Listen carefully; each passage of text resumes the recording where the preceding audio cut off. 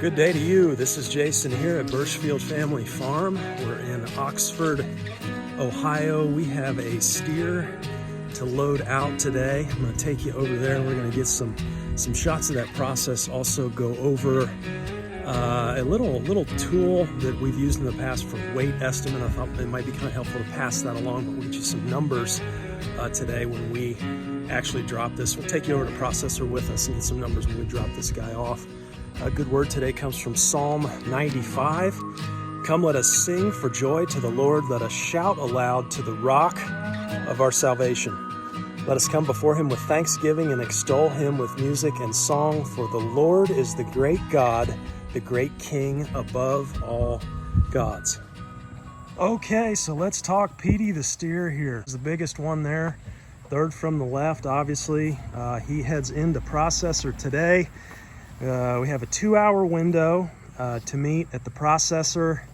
Processor is not too far away from where we are here, so that's a good thing. First thing I'm going to do here, well, the first thing we did actually was run all of our cattle up into this smaller pen area here. You see around me, it's a big rectangle. Ran everybody up and then peeled him off to start out. We did that 48 hours ago.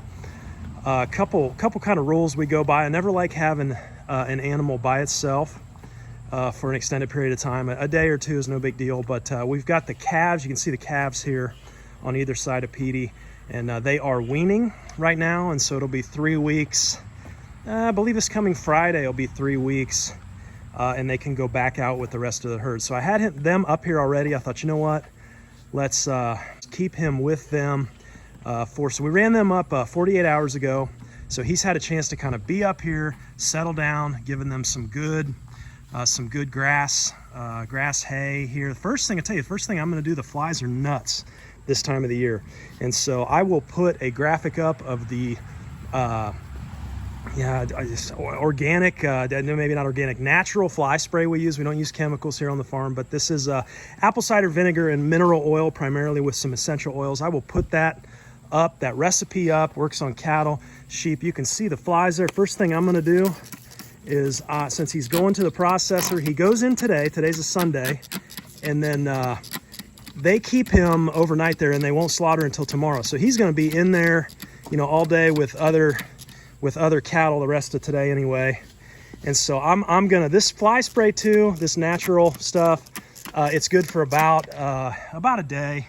If you get rain, obviously you'll have to reapply. So it doesn't last long, but this is just enough to keep them off of him for a time here while we transport, while he's at processor. I may even take this with us and hit him over there maybe before we leave. We'll see how that works out.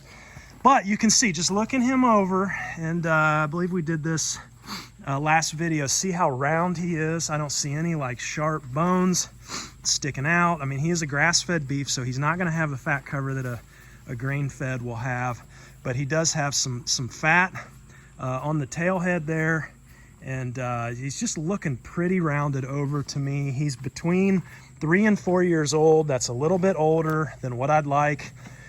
We need to get down to about 30 months or so, because I don't want to do a third hay season. That's another conversation. What I wanted to talk about today, and what we're going to have the opportunity to do, is something pretty cool here. There is a tool you can use with your iPhone, and you can take measurements, a couple different measurements on the animal to get a weight estimation, and that can be really, really valuable.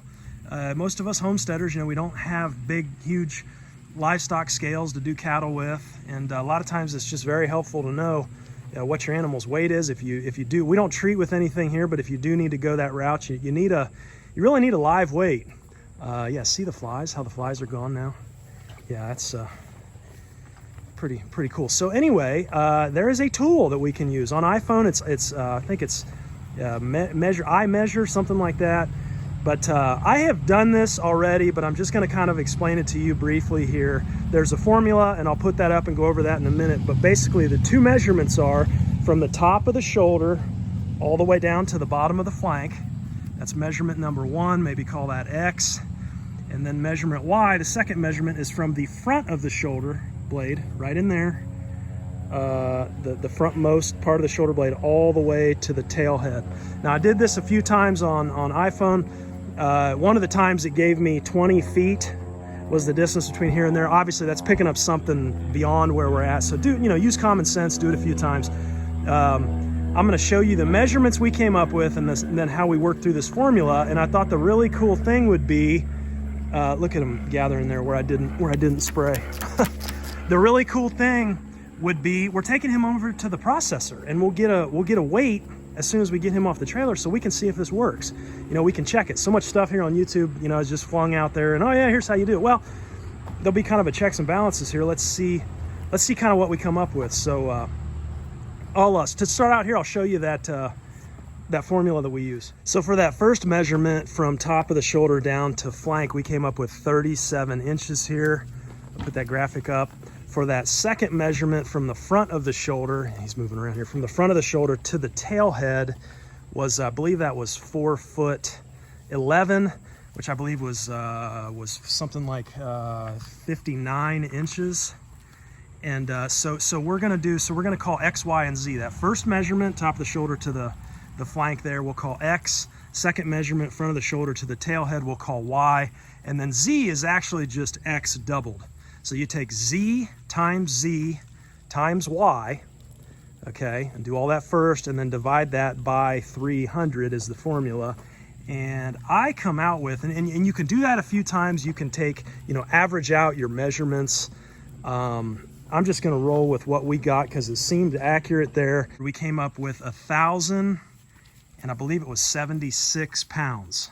So 1,080, somewhere around there. And I tell you, looking at him, to me, that's believable.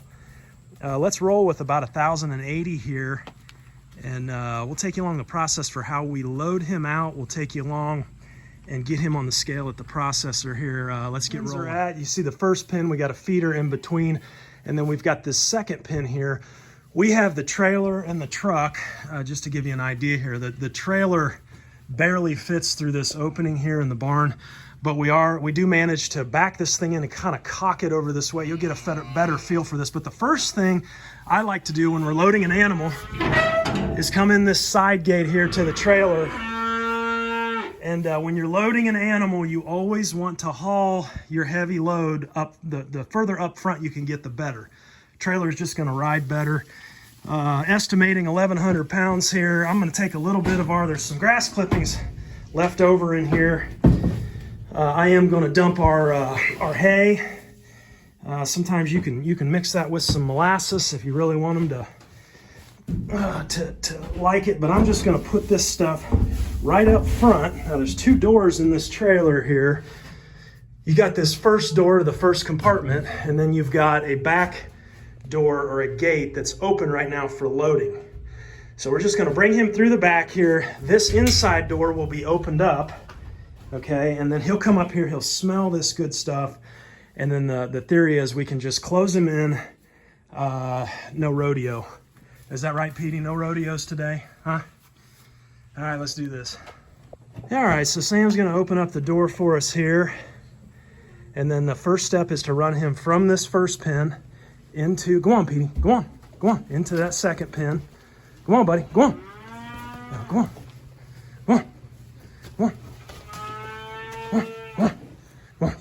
Yeah, go on. Come on. There we go. Once you got him in the second, then we can close this gate. Come on, Petey. We can use this gate if we need it. It looks like he's gonna, go on, Petey, go on. Yeah, go on. Looks like he's gonna go up in there. Yeah, come on, come on.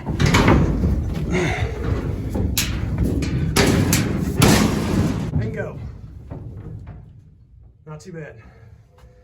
All right, Sam will close the big door here. All right, latches are good. A couple tips for transporting. We already talked about having him all the way up front for loading reasons, but having one of these babies, spare tire for your trailer, spare tire for your truck.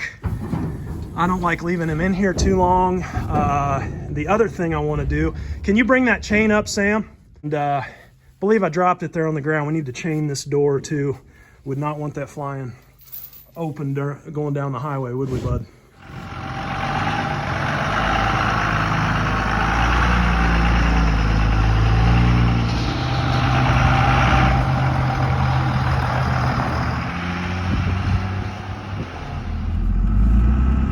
Trailer brake. This is an older truck, so this down here, it's pretty important to have a trailer brake hooked up. A lot of your newer trucks are going to have the trailer brakes built in, but I wanted something, you know, thousands of pounds in the back.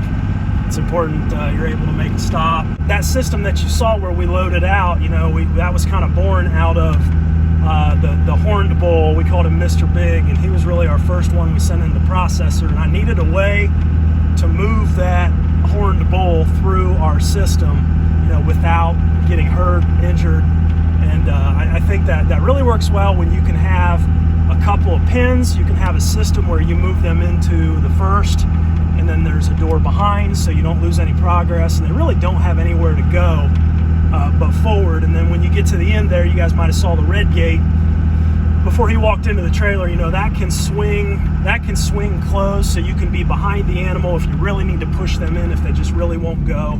But we found, you know, putting a little bit of feed in the trailer, just being patient, you know, and that went about as well as it could be. So let's get over to the processor here. We'll get them on the scale and see what we're at. All right, so a little bit of a line here at the processor. We're gonna wait our turn here. Got PD in the shade, staying nice and comfortable. Come on, Peter. Yeah. Come on, buddy. Let's go. Let's go up on that scale. Come on, buddy. Come on. Yeah. No, go on. No horns this time. Come on. Come on. Come on, bud. Got it.